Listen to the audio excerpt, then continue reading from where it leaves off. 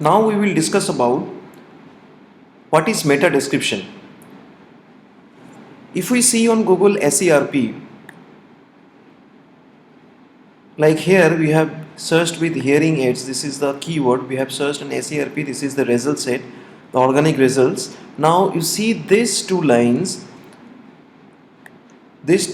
you can see, this is coming from your meta description tag. Again you can see these two lines, these are coming from your meta description tag. Now meta description is basically a summary or abstract of that particular page. Like for a book, like for a chapter, we see this is the abstract, this is a summary of what is written in that particular chapter, particular page. The same thing is here for a web page.